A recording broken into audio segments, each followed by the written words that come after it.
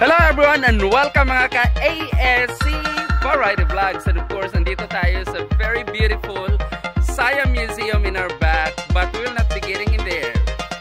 Halip, ay bibigyan ko kayo ng idea at isasama ko kayo at sana samahan niyo ako guys. Babiyahe tayo via underground train dito sa Bangkok para pumasyal kayo dito. If you'll be visiting Thailand and Bangkok particularly, then you will have that idea on how to take that MRT na tinatawag dito. MRT is an underground train. And then magko-connecting tayo later ng SkyTrain na tinatawag dito na BTS. Ipapakita ko sa inyo kung paano ito gagawin. And huwag kayong bumitaw, samahan niyo ako guys. Babiyahe tayo with ASC Variety Vlogs. Let's go! Okay, tayo na magsimula. And of course, ipakita ko muna sa inyo ang buong paligid ng station na to. Of course, this is Siam Museum Station na kung saan nandito tayo magsisimula. And as we start, just keep following the arrow guys. Kasi kapag ka nagta-travel tayo, the only thing is our eyes. Of course, maliban sa paa, of course, gamit na gamit dito ang mata na kailangang nagbabasa tayo ng signage, of course, and of course, the arrows. And dahil nga underground train na ating sasakyan this time, so sangkatutak na escalator ride pababa yung ating ititake.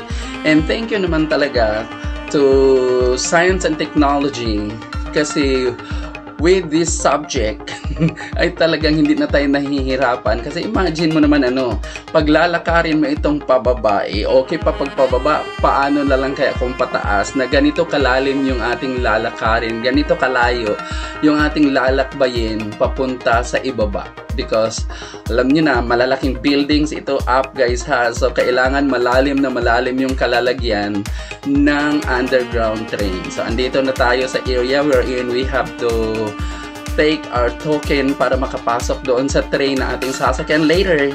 And dahil nga andito sa Thailand guys, so yung kanilang basic language dyan is Thai. So pindutin natin yung English para ma-convert into English na yan. Or if you are Chinese, pindutin mo rin yung Chinese. Mamili ka ng language na iyong kailangan dyan. Pero walang Filipino dito. So, English is our only option. So, ganoon na nga. Pag pinindot mo na yung area na pupuntahan mo, ibibigay niya kung magkano yung babayaran. And then, insert mo lang yung pera mo dyan. And then, ibibigay niya na yung token plus your coins, your change, kung meron kang change. And we are not Kathy de los Tratico live vlog na mahilig sa keep the change. So tayo kinukuha talaga natin yung change natin. Sana all keep the change. So mayroon na tayong token. So continue na tayo. Again, keep your eye to the arrow. And then, itatap up lang natin to dito. So tingnan nyo, tatap up lang yan. Then mag-o-open na yung gate. So we have to get in and keep walking. And then baka magtataka kayo bakit walang katao-tao dito sa ating paglalakbay.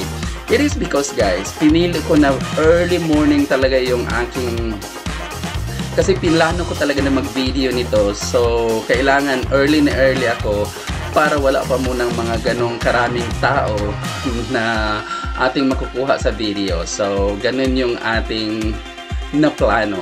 So, pababa pa rin tayo. So, ganun karami ang escalator na ating dadaanan habang pababa. At this, I think, the last escalator going down at makakarating na tayo sa platform na kung saan nandoon na yung train. Ito na nga. And then kapag dumating ka dito sa platform, tingnan mo talaga yung signage na nasa itaas.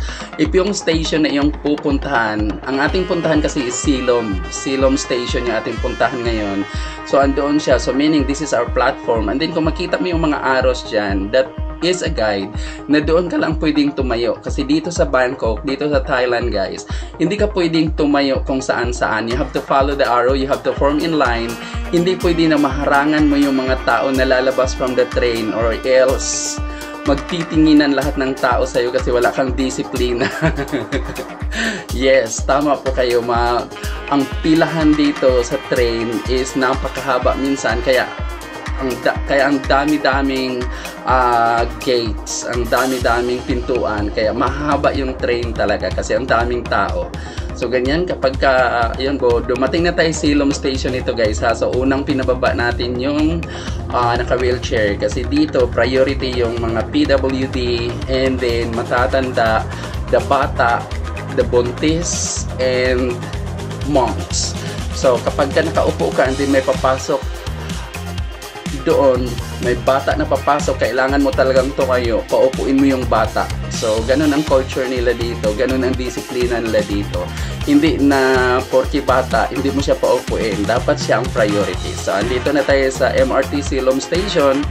So the thing is, lalabas na tayo, so that would mean aakyat na naman yung ating labanan. Kung kanina pababa tayo, this time paakyat naman tayo ng paakyat.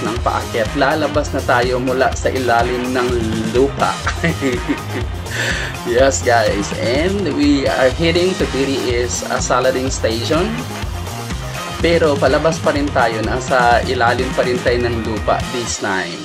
And nandito na tayo sa gate na kung saan the difference here is itong token na mayroon tayo is ihuhulog na natin yan. Unlike kanina, tinap up natin, but this time ihulog natin yan and then magbubukas na yung gate na yan. So dahil nakalabas na tayo, tuloy-tuloy na tayo towards the BTS Salading Station. So malapit na tayong makalabas. Makita nyo na ang area guys dito sa Silom, and of course last escalator na rin ito na palabas na tayo. So antabayanan nyo kung anong beauty mayroon sa labas ng underground train nito. And then we are here at Silom Station. So magko-connecting tayo later, and then just keep following that. Ayun, yun yung ganun na train ng ating sasakyan. So doon tayo ng station pupunta. So ito yung view sa paligid na makikita mo pagkalabas mo mismo ng MRT Silom Station. So yan yung view guys, buildings na napakatataas, and then mga hotels yan dyan halos. So Silom kasi is very famous yan na place dito sa Bangkok also. Ma-daytime man or ma-night life, Silom is very popular. So alam niya naman nakapunta na dito na ang Silom is nandyan din ang yung mga tinatawag natin na mga entertainer. The red light district is nandito sa Silom din.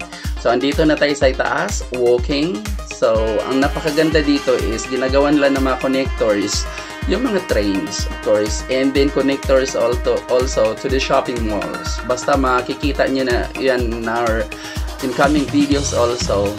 And then nandito pa rin tayo sa connector towards the SkyTrain. So malayo tayo doon sa traffic na ating ma-experience on walking from underground train to the SkyTrain. So kuha tayo dito guys ng ticket. So ganun pa rin ang proseso ano. So hindi na natin pinakita ang all processes. Basta ganun pa rin kanina, kahintulad pa rin kanina. And then ang difference dito is hindi token yung ating makukuha, but rather we'll be having the ticket. So itatap up pa rin natin yan, and then mag-open na yung gate. So papasok na tayo, and then another escalator ride na naman tayo, or kung option mo maglalakad, may mga hagdanan na available, or kung gusto mo naman na mag-elevator, mag-lift, then you can also do like that. Kasi marami silang options, nasa iyo na yun kung ano ang pipiliin mo. So andito na tayo, isang ride lang, train na kaagad. So ganun ang difference with the underground train kasi ang dami-daming escalators, ilang levels. But dito sa SkyTrain, usually pag nakakuha ka na ng ticket, then isa or dalawa, the most na yung tatlo. Kasi mayroong station dito na tatlong levels yung escalator na yung dadaanan. So andito na ang train na ating sasakyan, and we are here at the Silom Station. So nakabakod ng glass guys ha, kung nakita nyo, kasi the Siloam station is very crowded, ang daming taong, daming passengers na nandito. But of course, if the station is not so crowded, not so many passengers, hindi na yan nakabakod. So hindi na kasi delikado na may mahulog.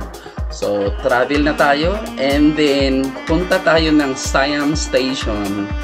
And kasi ang Siam station guys is an interchange of the SkyTrain system between Siloam line and Sukhumvit line. So kasi yung ating pupuntahan is Odomsok station, and this is in Sukhumvit. So kailangan talaga nating magpalit. But anyway, hindi ganun kahirap kasi lalabas ka lang ng train, and then nasa harap mo na mismo yung train na sasakyan ulit. So no need not to go up, no need not to go down unless another line yung iyong papalit na train. So ganun lang siya kadali. Basta keep reading lang, and then keep following doon sa mga instructions, kasi sa ticket mo merong instruction naman din doon, meron ng map doon ng train, so hindi ka na mahihirapan. So tuloy-tuloy yung ating journey, tuloy-tuloy yung ating travel, and then we are now heading to our station, which is the Odomsok station, na kung saan andito na nga tayo.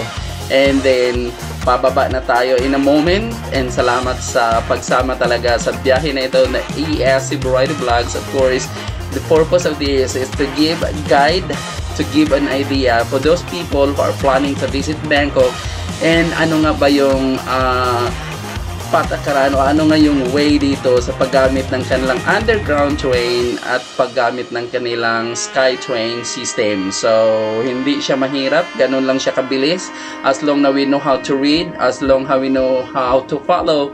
So hindi tayo mahihirapan talaga. So salamat ng marami talaga sa inyong lahat, and of course this is ASC Variety Vlogs giving you this video.